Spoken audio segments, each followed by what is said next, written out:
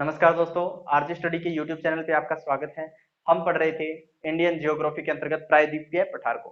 कल हमने प्रायद्वीपीय पठार के बारे में बेसिक नॉलेज बता दिया था। आज हम पढ़ेंगे दोस्तों इसका जो महत्वपूर्ण भाग है उसके बारे में। देखिए दोस्तों, प्रायद्वीपीय पठार ये जो क्षेत्र है ये है प्रायद्वीपीय पठार। प्रायद्वीपीय पठार एमपी तक का कुछ क्षेत्र आता है। राजस्थान में मालवा का पठार, राजस्थान में कहां पर, राजस्थान वाले क्षेत्र में, इस क्षेत्र में यहाँ पर राजस्थान है और इस क्षेत्र में जो यहाँ का है वो मालवा का पठार। तो राजस्थान में हम क्या बोलेंगे, राजस्थान में मालवा का पठार, मालवा का पठार। और एमपी में यहाँ पर क्या है, भोपाल। और भोपाल के पास देखिए, भोपाल में बुंदेलखंड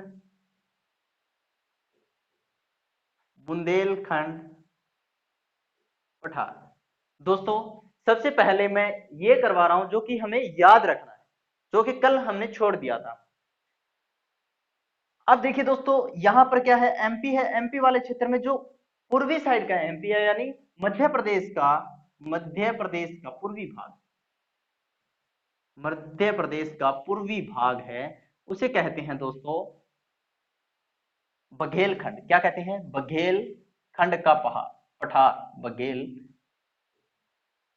का पठार। क्या कहते हैं, बघेलखंड का पठार। राजस्थान में मालवा का पठार है, वो इस पठारी भाग के ही अवशेष है। भोपाल में बुंदेलखंड पठार और मध्य प्रदेश यानी पूर्वी मध्य प्रदेश में बघेलखंड का जो पठार है वो इसी पठारी भाग का अवशेष है।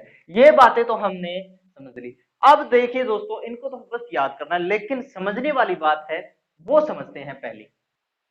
ये तटीय मैदान है, यहाँ पर कौन सी दिशा है, यहाँ पर पूर्व और यहाँ पर पश्चिम, पूर्व और पश्चिम। देखिए दोस्तों, पश्चिम, ये जो पश्चिम तटवर्ती प्रदेश या कह सकते हैं तटीय मैदान, पश्चिम तटीय मैदान, ये पश्चिम तटीय मैदान है और ये पूर्वी तटीय मैदान।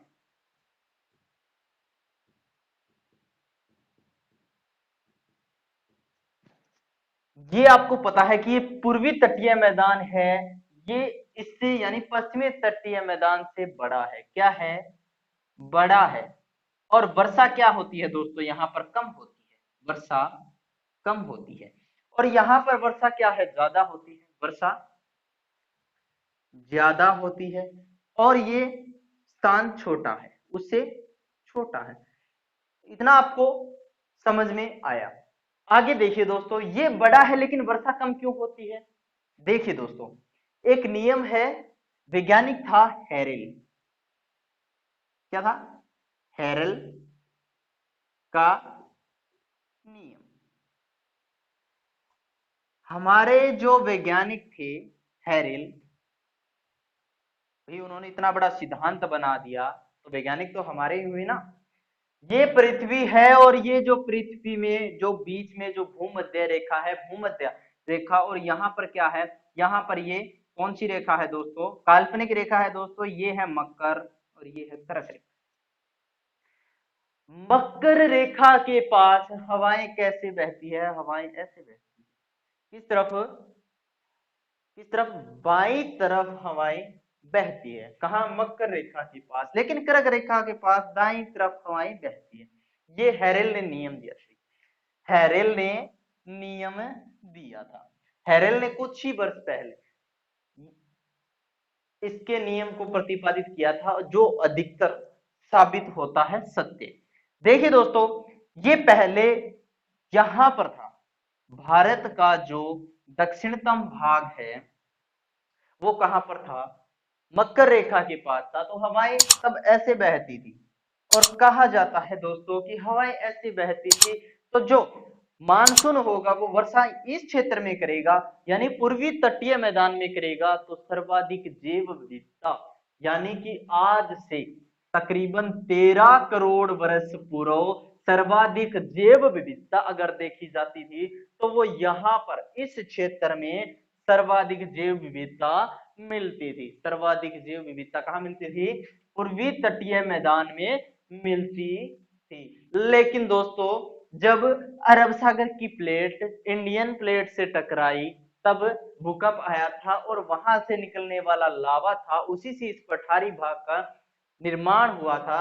और यहाँ पर अत्यधिक जमाव खाने के बाद यहाँ पर कम है, तो जितना भी खनन होता है तो वो इस क्षेत्र में ज्यादा होता है, क्योंकि यहाँ पर वनस्पतियां, पेड़ पौधे, जीव जंतु सर्वाधिक इसी क्षेत्र में थे, क्योंकि यहाँ पर सर्वाधिक जैव विविधता थी और वर्षा सर्वाधिक इसी क्षेत्र में होती थी। इतना समझ में आपको आ गया? तो देखिए दोस्तों यहाँ पर छोटा नागपुर का पठार है, इसी छोटा नागपुर में कोयला निकलता है दोस्तों, कोयला निकलता है। यहाँ पर खासी, गारो, जयंतिया, ये जो चोटियां है ना दोस्तों, जयंतिया में सर्वाधिक कोयला उत्खनन किया जाता है। वहीं पर इन्हीं तीनों चोटियों में से सर्वाधिक जयंतिया चोटी में कोयला उत्खनन किया जाता है। तमिलनाडु में देखिए दोस्तों, तमिलनाडु में क्या निकाला जाता है? सर्वाधिक सोने की खान है। क्या निकाला जाता है? सोना। कहां पर? तमिलनाडु में। कहां पर? तमिलनाडु में। समझ में आया दोस्तों? इतना आपको समझ में आ गया? वर्तमान में अरब सागरीय मानसून आता है और यहाँ पर ये जो क्षेत्र है, इस क्षेत्र को कहते हैं दोस्तों, यहाँ पर घाटी प्रदेश है और इसी घाटी प्रदेश को हम कहते हैं पश्चिमी घाटी प्रदेश। पश्चिमी घाटी प्रदेश ये सतत है, यानी लगातार यहां से लेकर यहां तक ही नहीं, सीधा कहां तक?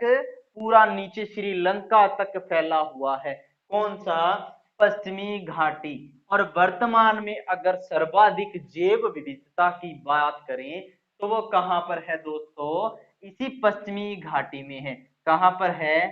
पश्चिमी घाटी में।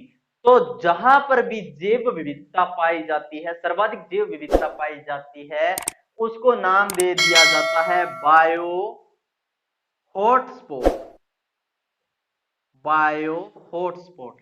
तो बायो हॉटस्पॉट के अंतर्गत पहला प्रदेश तो ये आता है पश्चिमी घाटी प्रदेश, लेकिन इधर से सर्वाधिक बारिश।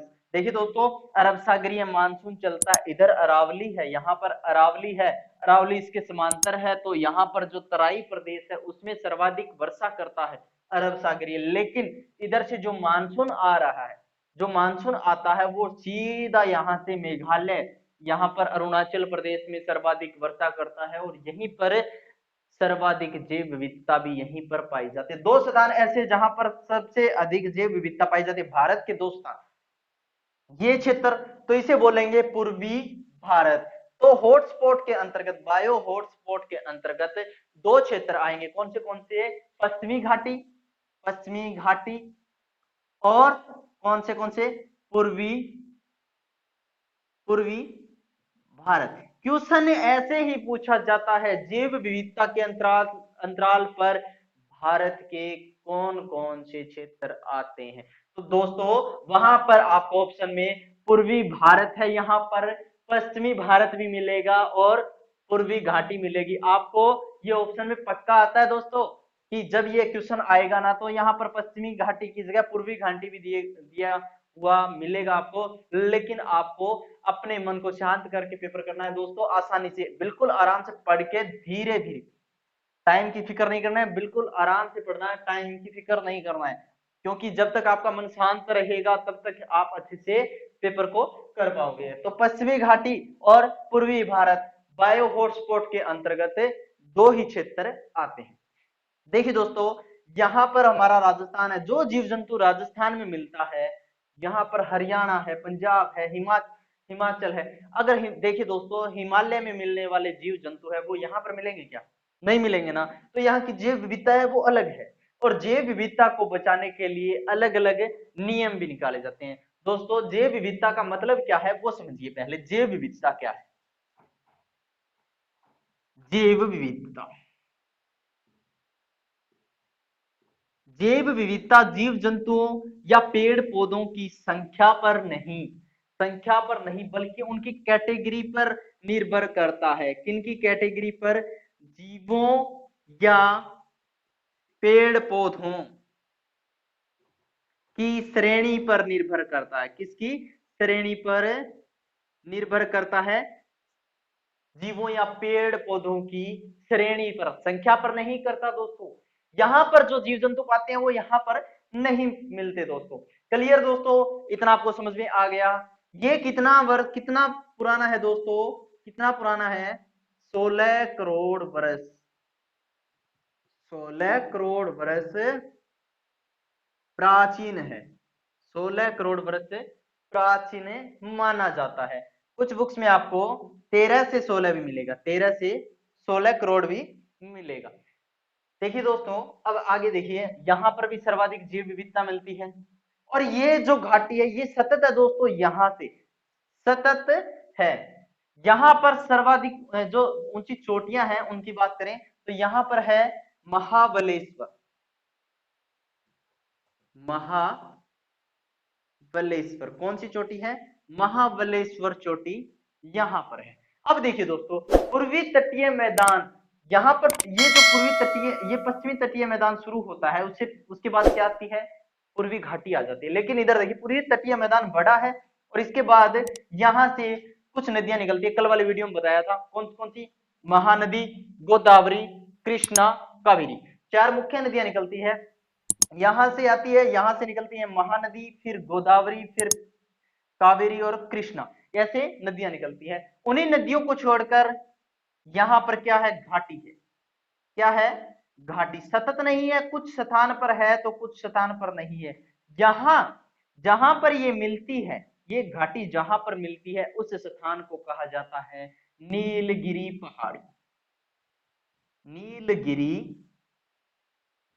पहाड़ी क्या कहा जाता है, नीलगिरी पहाड़ी कहा जाता है। इसका एक नाम, यहां पर सबसे ऊंची चोटी मिलती है दोस्तों, इसे इलायची चोटी के नाम से जाना जाता है, इलायची चोटी, या कह सकते हैं दोदा बेटा, दोदा बेटा के नाम से भी जाना जाता है, दोदा बेटा चोटी के नाम से भी जाना जाता है।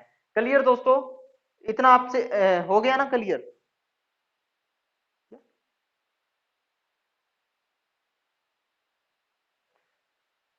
ये क्लियर है ना।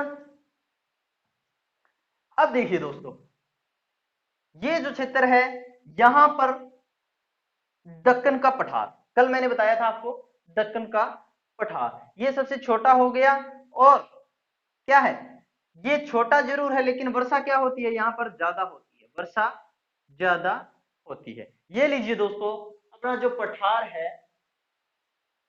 कह सकते हैं हम दक्षिण का पठार या प्रायद्वीपीय पठार, प्रायद्वीपीय पठार का टॉपिक अपना कंप्लीट हो गया। दोस्तों आज की वीडियो आपको कैसी लगी कमेंट करके जरूर बताना।